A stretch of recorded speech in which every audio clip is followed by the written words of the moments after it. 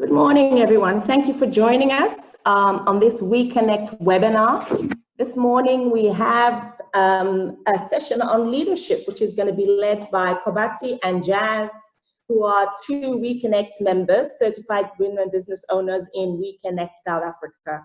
I'm going to go straight to Jazz for the introduction. Thank you so much for joining us. Over to you, Jazz.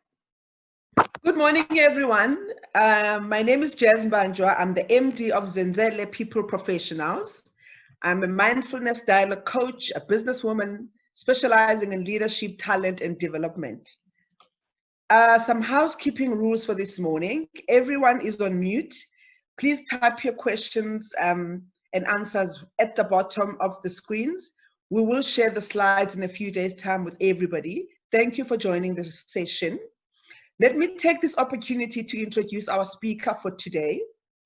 Kobati is a managing partner, a leading master trainer, an executive coach who is highly passionate about innovative and transformative solutions to leadership and workplace effectiveness.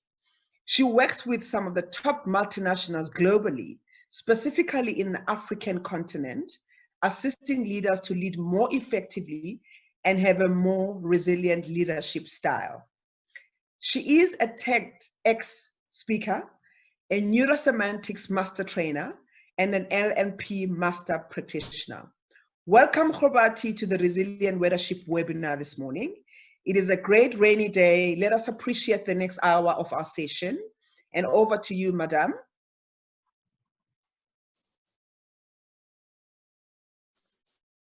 Am I unmuted? Let me share my screen. Good morning, everyone. I'm just going to share my screen. Can you see the slides? Good morning, and thank you for joining us today. As you can see from this slide, this session is about us, ladies. I know that many of us are not able to wear these high-heeled shoes or even walk in them. But I just love the idea of how this finished garbage shoe has morphed itself into a high-end designer shoe. It is just so relevant to our conversation today on how we become more malleable, how we become more able to dance with change and just more resilient so that we are able to lead from crisis to crisis. Now, analysts tell us that we are going to be leading from crisis to crisis for the next while. From a health crisis, this current crisis, COVID-19, to an economic crisis, which then we are told will lead into a social crisis. So at the beginning of this COVID-19 time, I used to often wake up as a small business owner with regret, beating myself up saying, "Eish, Kobati, you knew change was coming, but you were too slow in making the changes that you needed to make."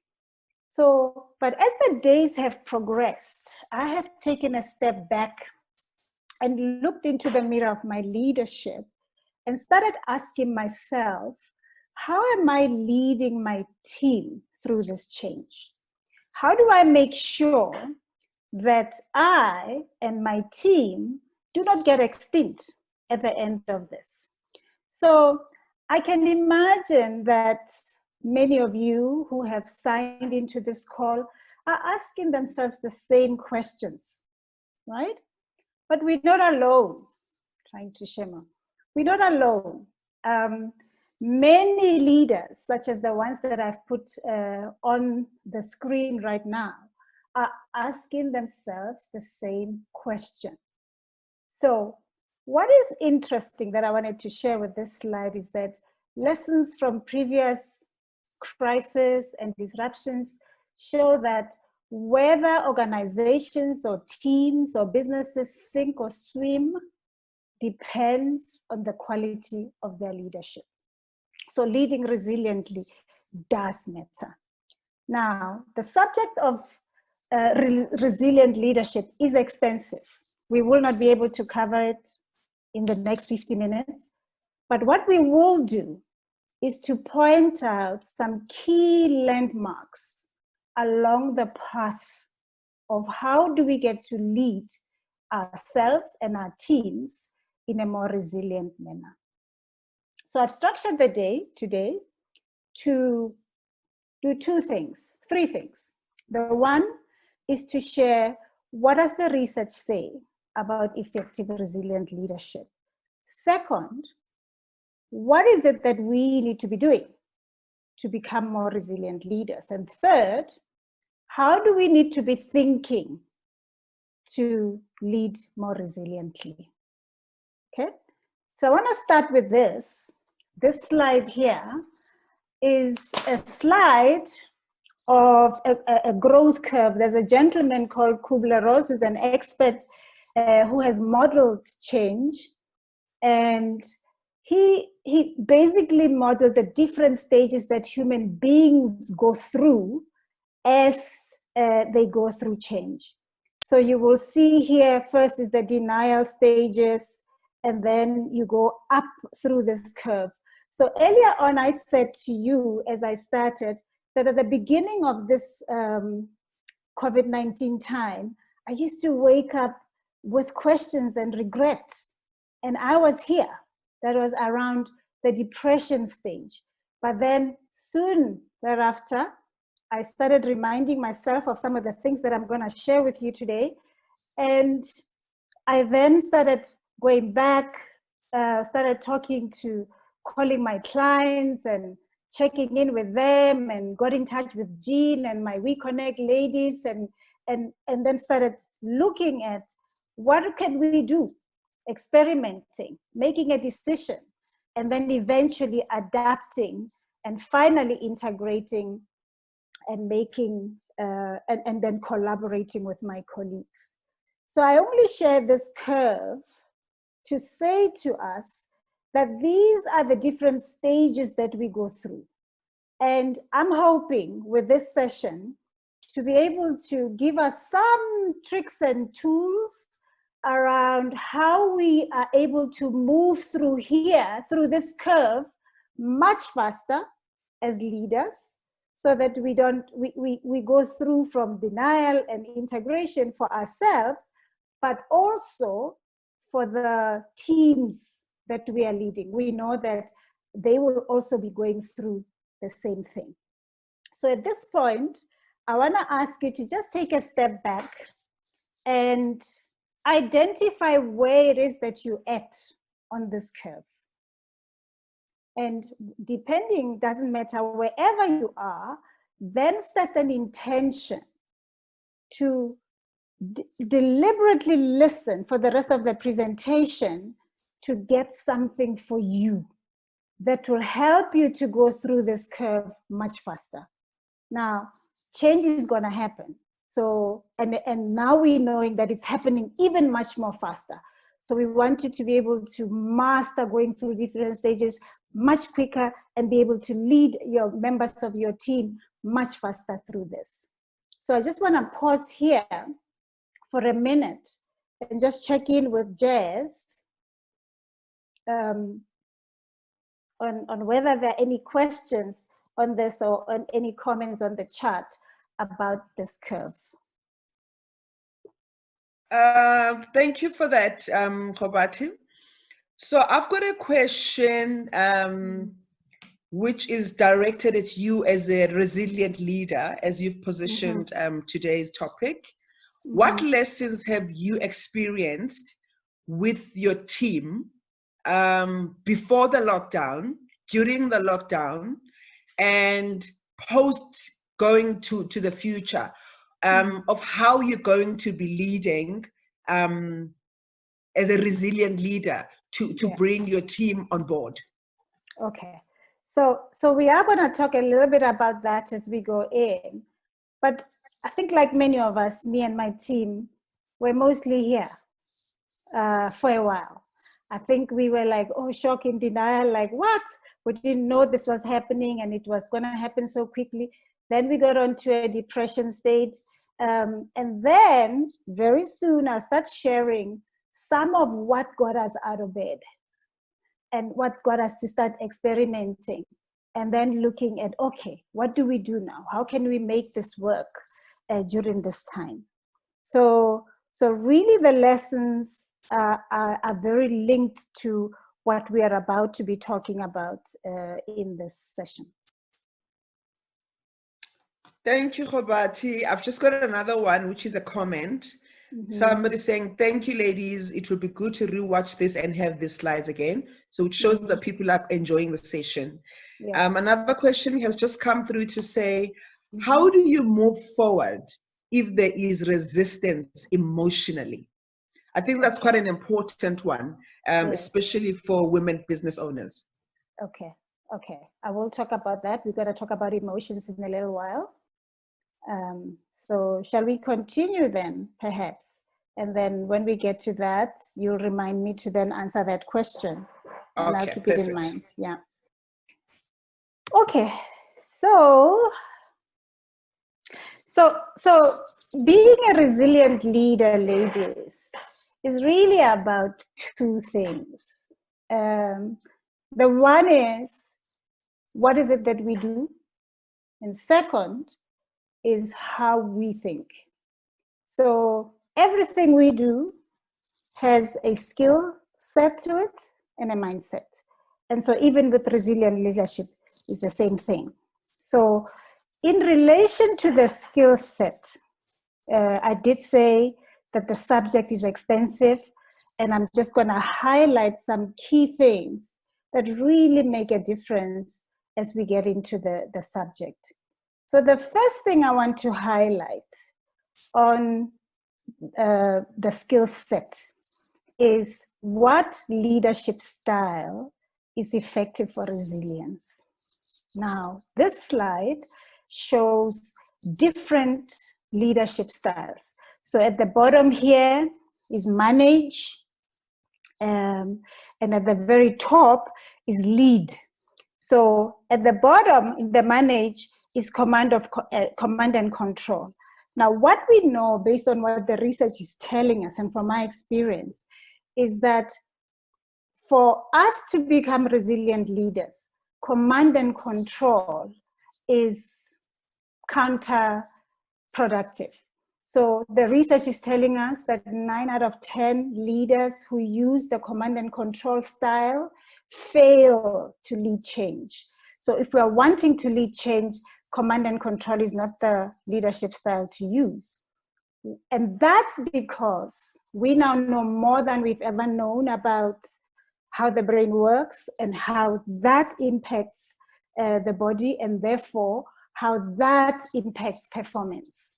And when we lead in using a command and control style, the brain releases cortisol, adrenaline, all those neurotransmitters that hamper performance. They don't encourage performance. So it's just not the style to use. What rather works is to use a more visionary coaching style that enables people to become better and perform at best. Okay, so that's the one thing I want to highlight in terms of our leadership style for resilience should be more of a visionary coaching as opposed to the command and control, because the science doesn't support command and control. The other thing we need to be thinking about in terms of doing is shifting from 20th century leadership to 21st century leadership. Now, 20th century leadership is usually centers around the heroism and individualistic way of leading, where a leader only thinks about themselves and their team, and it creates predictability. And when we're leading this way, the 20th century way, we're focusing on the last and the next quarter. What we are now becoming aware with the rapid change and the turnaround of change is that what's required is collaborative and collective leadership, where we're using science and research trends to avoid being surprised. And so as a leader, when you're using the science, you are leading in a way that's aligned to how human beings work, based on how we know the brain works and how that affects performance. So you're not just sticking to your old ways, but you're changing based on what we now know. And the last thing, which is very key here around what we are doing, is to lead across 3 time horizons. So that is, as business is now, and then while doing that, think about innovating for tomorrow, and simultaneously be looking at future foresight, thinking about the future beyond just tomorrow. Okay, so that's about the things that we can do. But how many of us know that we know more than we do? So I can tell you these are the key things that you need to be doing, but how do we know you're going to do them? What really is the difference that makes the difference around whether we do what we know? And the answer to that is, it is our mindset. It is how we think.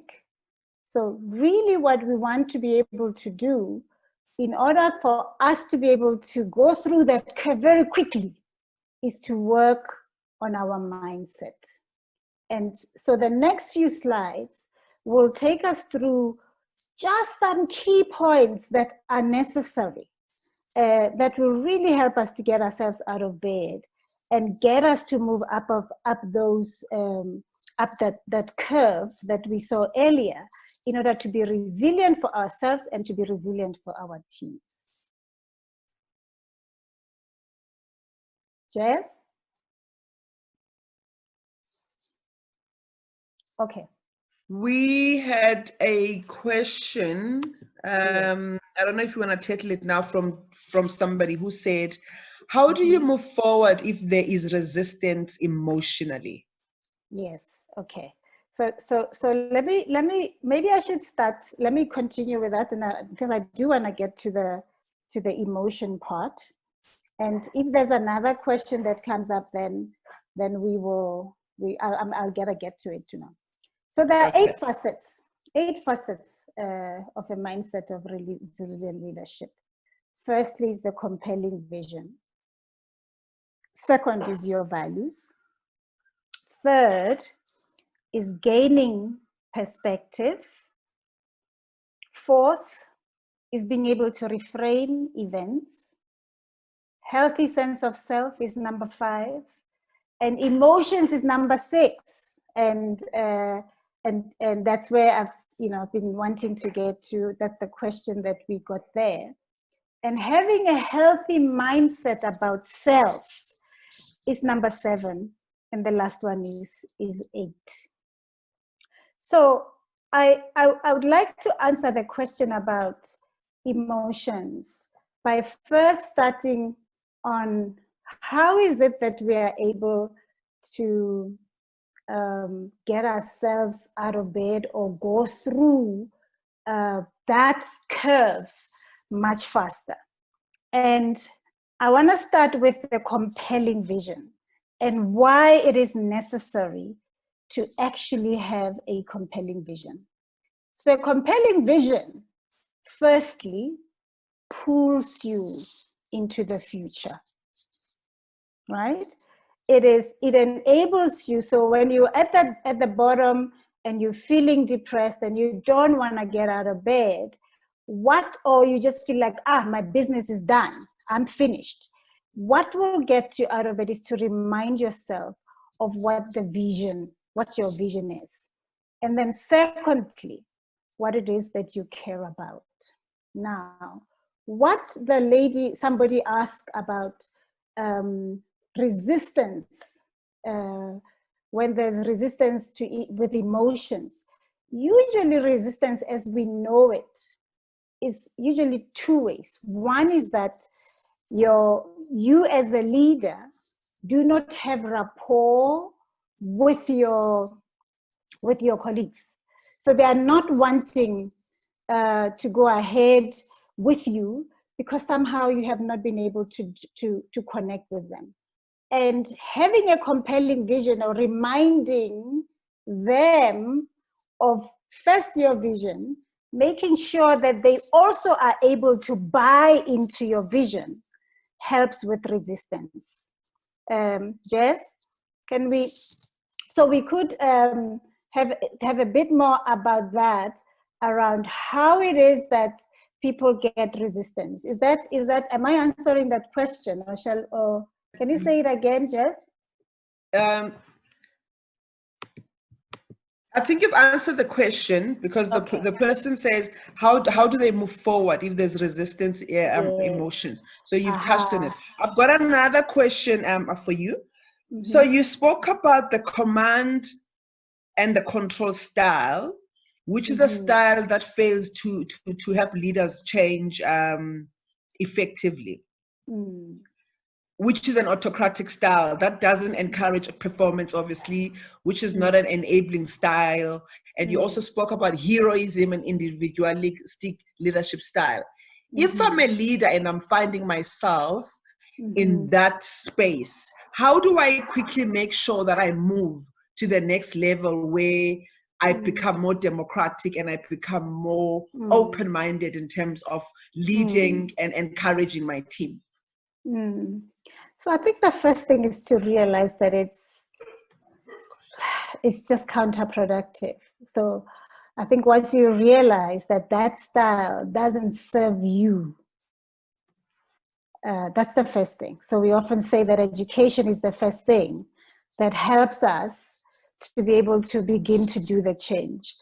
And once you appreciate that this style is not going to enable you to be resilient, you're not going to be around for much longer, both as a leader and as a in your business, your leadership teams are not going to be around for much longer, then you would set an intention to learn how to lead differently.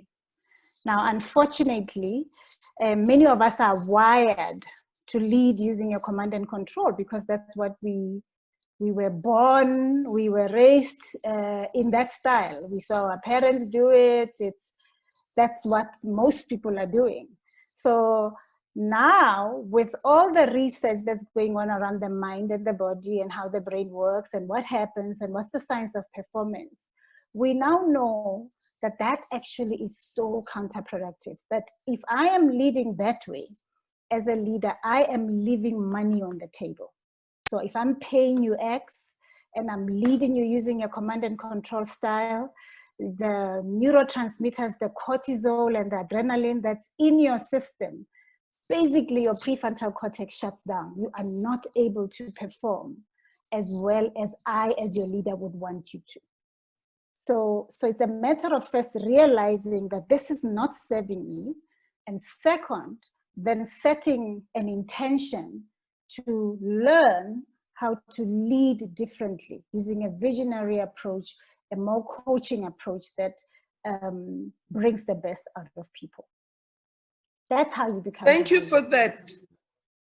Thank you for that, Kgobatsi. I've got another very beautiful question, which I think is linked to the command and control style.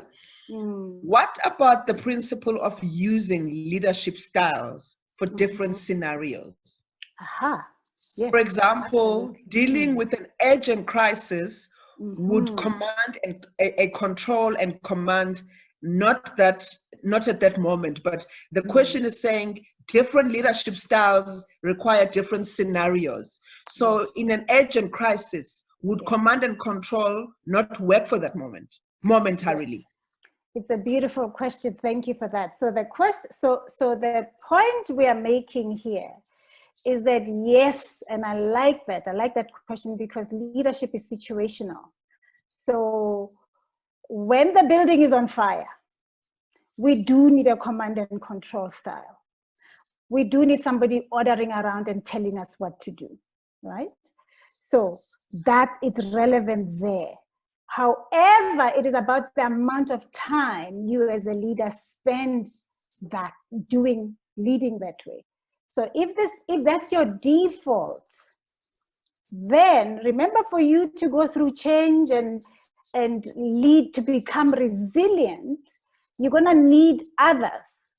And so living there for too long, using that style as your default style is what is counterproductive, is what will make you not resilient and your teams not resilient. Thank you. Well answered. Thank you, Kgobatsi. Okay. Okay. All right. We can So move on. we can move on. Yes. So Yeah. so I want to continue with the mindset of resilience. I think the key really is that we can talk about all of these things about, oh, you must lead using a command and control, I mean, a visionary what, and you must now lead across 3 horizons. In the end, in order for me to be resilient, first for me as a leader, and then be able to transfer that as a team, there is a way in which I need to think. And so those 8 things is what sorts my mind right so that I can get myself onto the right path. So the first I said is a strong, compelling, attractive vision. Reminding yourself of your vision is key. That's what got me out of bed at the very beginning. And that's what gets many, if you listen, many of us will get out of that bed eventually once we remind ourselves, why did we set up our businesses? Why do we even want to be leaders? And then the second part is connecting to our values. Our values drive our behavior. They provide the motivation for the things we do. So you can ask yourself, anytime you want to do anything, if you don't have a good enough reason, not even a reason, a big enough why around why you do it, you're likely not going to do it. Very simple examples of how we go to the gym, or just waking up and doing the kinds of things that we care about. Our values are very important. So the third thing that's important is ability to gain perspective. So what this means is that as an individual and as a leader, I need to be able to step out of the situation as it is now and be able to see it from a different perspective.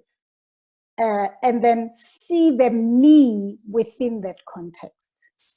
So it's a very important piece of thinking as a resilient leader, because otherwise, if I'm not taking the time, if I'm not able to lift myself out of what's happening and see the bigger picture, I am bogged down with the minor details or the short-term challenges that might occur for me.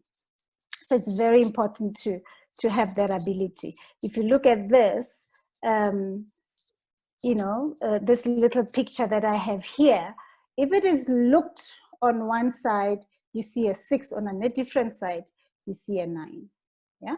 So the fourth thing that is important is to be able to reframe your events and to really have a mindset that looks for where the opportunities are in any situation.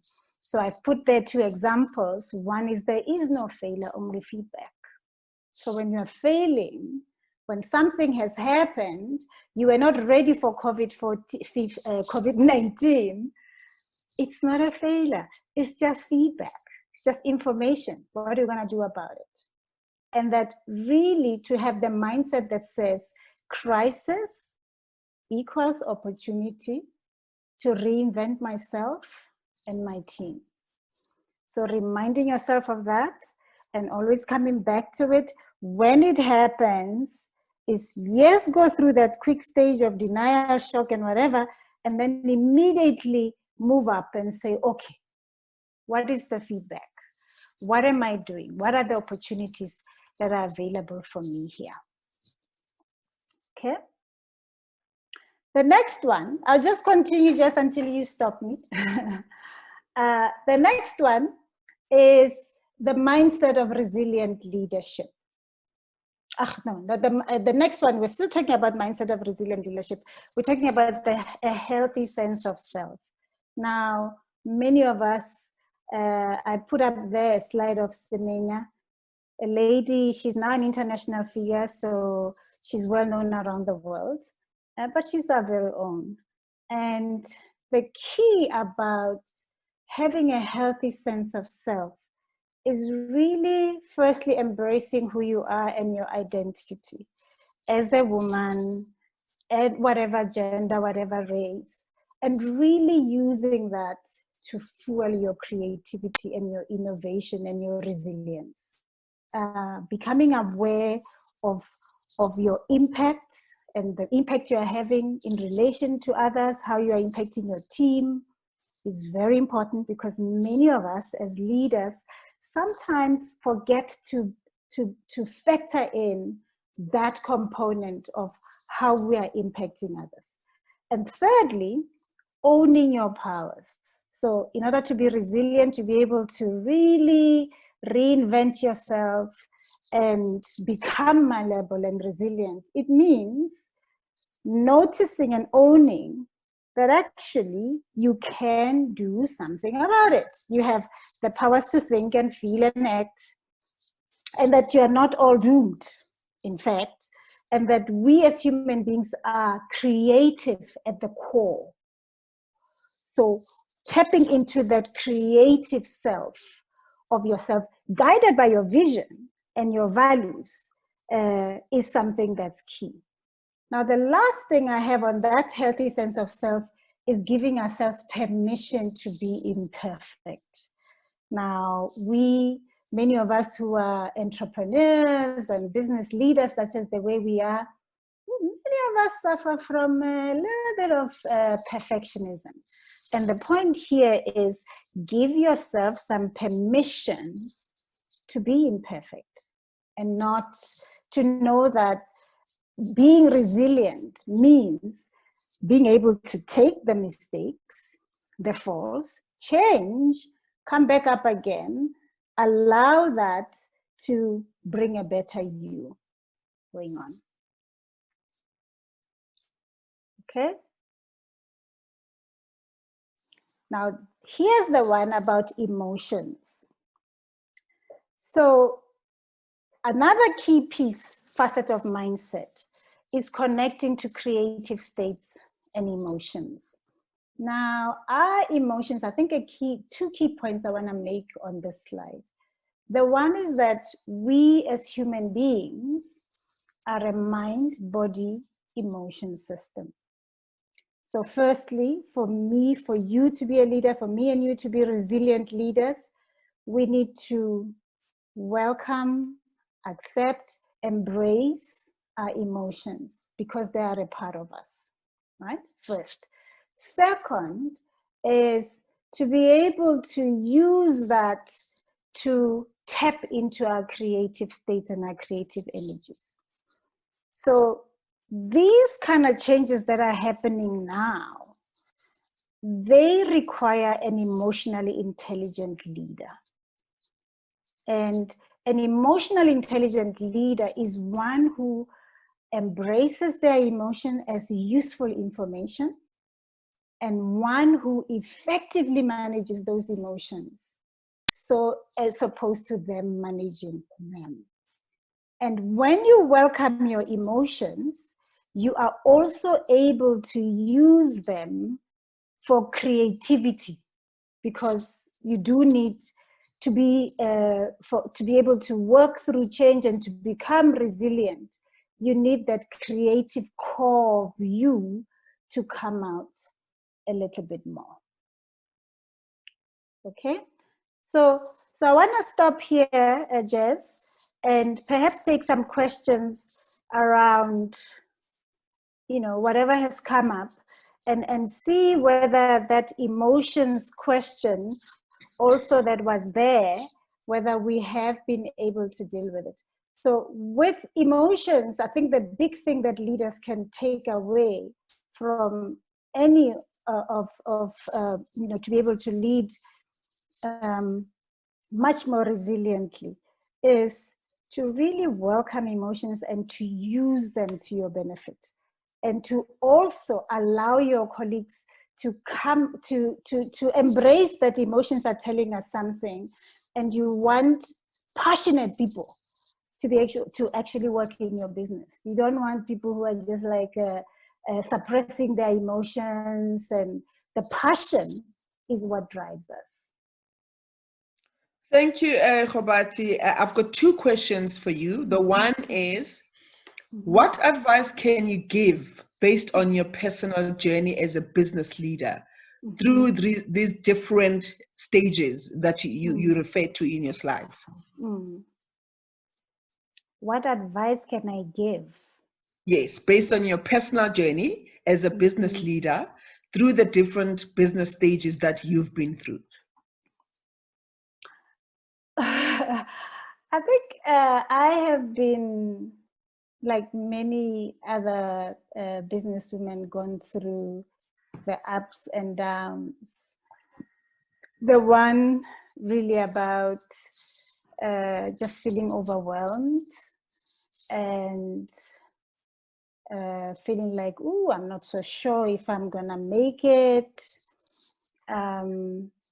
And really being able to firstly tap on to what my vision is, what do I want to achieve in the end, what is it that's important to me, around why it is that I do what I do in the business that I do. So I am in the leadership development space. I am passionate about leadership. And not only just leadership, I'm passionate about us leading effectively, because I know that if we lead effectively, then we are able to achieve our goals, because none of our goals we can achieve by ourselves. So I just tap into that, because I find that whenever I tap into what's important to me, what are my values, and then I go into other people. How do I work well with my colleagues and the networks that I have? That helps to get me going. Because sometimes I do wake up and I'm just like, oh, I'm not feeling too great. I'm not sure I want to do this, continue to do that. I don't have the energy. But then I'll have a conversation with Jez or with Jean or with anyone or with Ayanda. And I'm just like, okay. Let's keep going. She just helped me and reminded me of what's important. So having a kind of network that enables, that knows you enough to remind you of your value and to remind you of the things that you care about and to remind you of what's important is part of the advice that I would give. Thank you. There is another question, and perhaps you've probably touched on it in this other answer.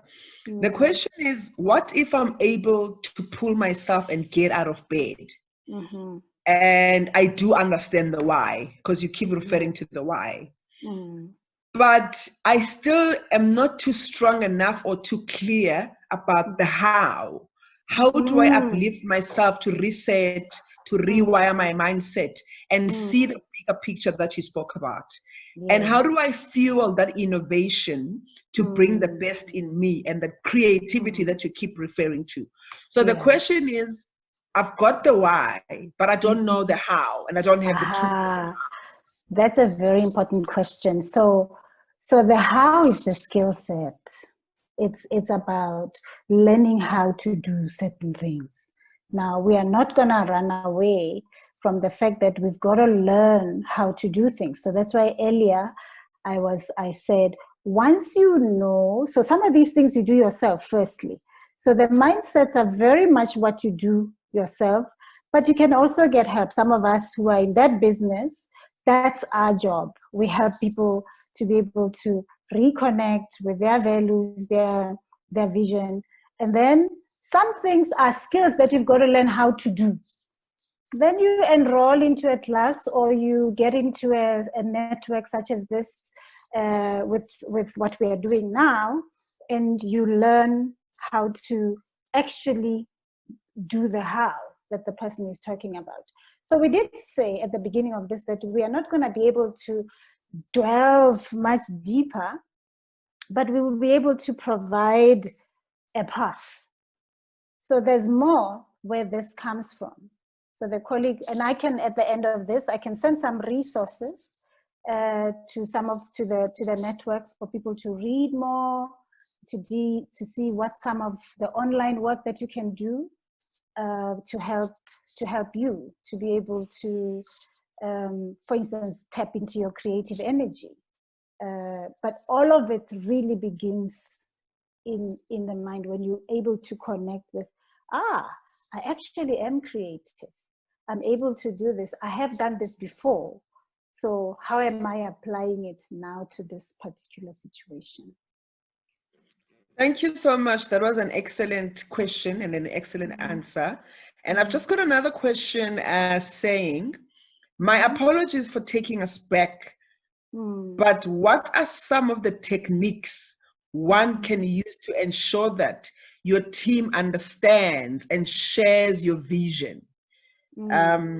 So what are some of the techniques one can use to ensure that your team understands and shares your vision as a leader?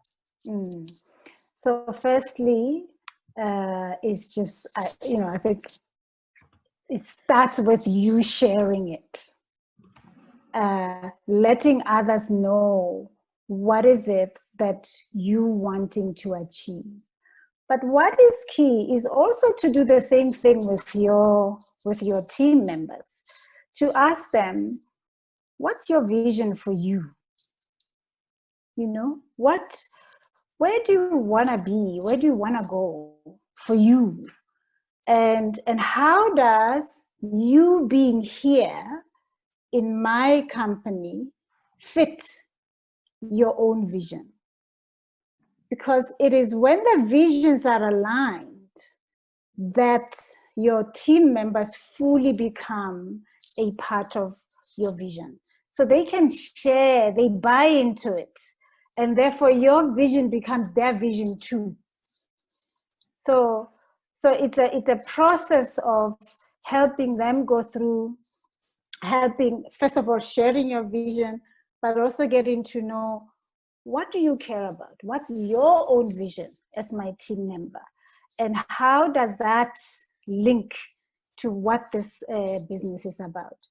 All our work, and if you read a lot about creating or building leadership teams or building teams, it is usually the individuals who share in the vision of the business that stay and that are able to do more, because then they're driven by much more than just the money that you are going to be paying them.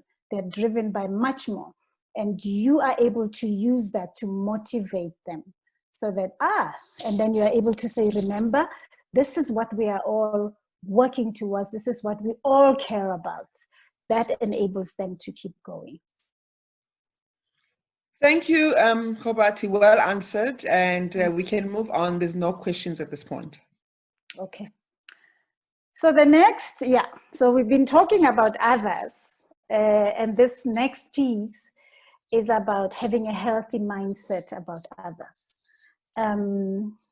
If we are to be resilient, be able to dance with change, it goes beyond just us. There's a component of me as a leader to be able to get myself, obviously all of what we've been talking about is how I help me personally as a leader. But then another piece is how I work through me to reach others. And the first point I've put up there is really, we need to be able to lead according to how the brain, body, emotion works. Now, I know this is very hard, and I think my team would be one of the first people who will say, sometimes she's very impatient. So it does not mean we are perfect. It just means that even as I am impatient, I'm able to catch myself in the moment as I'm saying to my team, hey, what's taking you so long? I am immediately reminded that, by the way, I am to temper myself, manage myself, rearrange how I talk and communicate, because otherwise I'm sabotaging their performance and my own goals. So the importance of linking and leading according to how the system works is number one. And that's one of the things we've said, even at the very beginning, that if we are to be resilient, we are not going to be running with blindfolds. We're going to take our blindfolds off and really look at what's working in the leadership space. What do we know about human beings? And use that so that we are able to go through that curve and be able to lead from crisis to crisis, because there's going to be many more coming our way. Right? The second point is foster supportive beliefs about people. Now, in order to be resilient, you've got to believe that people want to work, that they are good, that they are not out there to rip you off, and that's why connecting with their visions and their values is important, so that you are able to lead them as well and use that for motivation. And then the last point I have there, so there are many things, obviously I'm just highlighting some, is to learn how to work effectively through conflict. So conflict is there, we are always going to have it. As human beings, we are designed to see things differently. So it is normal for you to have a different set of view from your colleagues. And therefore, learning, having the skill to work effectively on it is a key piece around a healthy mindset. Now, the last point that I want to get to is having a healthy mindset about time. Now, we've talked about how we need to lead across 3 time horizons. And the point here I want to make, you can see that you have a big now. So we are here today. That's a big now. Now, being present and leading, looking at the present is really where we want to spend most of our time on. And so I have done the distinction here that says past tense, what happened in the past, is useful only in as far as us learning from it. So we learn from the past, but we leave it behind. We do not bring it to today, because if we do that, we get bogged down, heavy loaded with all the mistakes we've made, all the things we didn't succeed in, all the lateness in our digitization, such as, for me, that would be it, where I was beating myself. So learn from it, look at it, take what's useful, leave what is not useful, come to the now. And when you are in the now, you are leading now, that's business as it is currently, and then at the same time, looking into the future. I want to emphasize the importance of looking into the future simultaneously as you are leading into the now and anticipating the present. So, in closing, I come back to this slide that there are things to do, right? Things that you need to learn how to do. And I've highlighted some of them, such as leading, using more of a coaching, a visionary approach, because that's what we know brings out the best in people and even in yourself. And then some of those shifting from your leadership ways of leading that are more into 21st century. And this here summarizes the different mindsets that you need to be paying attention to, how you need to be thinking, because it is how you think that is going to determine whether or not you are resilient or not, whether you will give up or not, or whether you will keep changing and becoming malleable or not. And so these are there. This slide just brings them all there. So I want to stop here. So this really is the end of the presentation before we get to the last bit. I'm going to stop now, Jez, and hand over to you.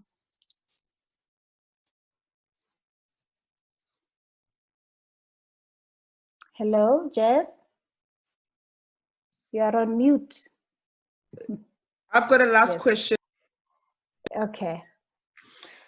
What's your advice working with a manager who uses a command and a control style, who intimidates people and does not have a constructive communication style, only wants his way or the highway, shifts blame on others, etc.?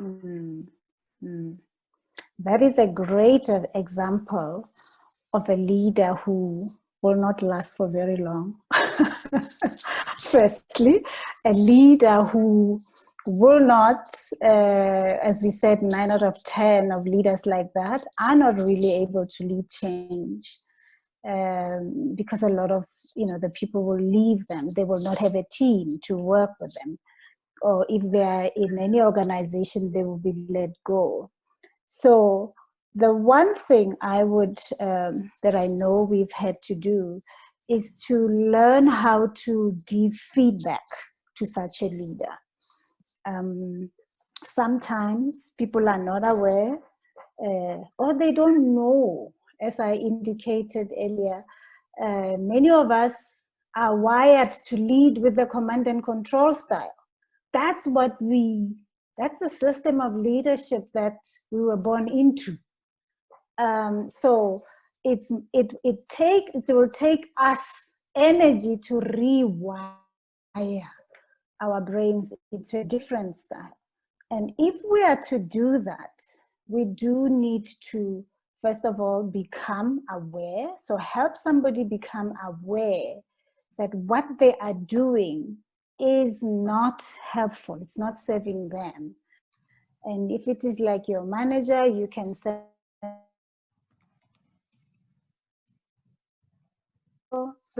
or you can create a space of providing feedback to that person. Now, we know, based on my work and many other of my colleagues, that you do need to be able to change the culture. And if the person if that manager is the owner of the business, then it may be a little bit more difficult, but there's no alternative really to making the person aware, helping educate them, giving them feedback, and then eventually they must make a decision to change when they see that it's not working for them. Because usually we don't change if it works. We don't see the need to change. It's only if it's not working. Thank you, Khobati. I do not see any more questions.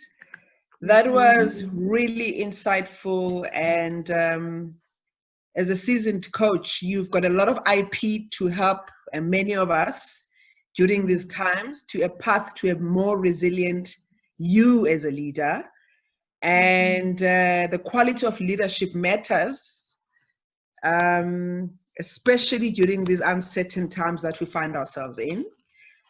The leadership, which is visionary and having a coaching leadership approach versus a command and an autocratic style is not fashionable anymore. And I love the fact that you are talking about futuristic skills, which are a weapon for the 21st century, shifting those mindsets and skills to be more resilient. You summarize it collectively very nicely about the past, where we were before, which was barely 32 days ago. You talk about the now, where we have survived the lockdown, if we are at 32 days, really. And I think the future looks bright in terms of innovation and how we can re-engineer ourselves very quickly to fit into the business of the day. And thank you very much. That was quite profound. And over to you, Dee. So I want to say something. I see here there's a question about what advice would you give for leading the young generations, and something about emotions as well. So one of the things we know about millennials and young generations is that they are looking for meaningful work, work where they are able to make an impact.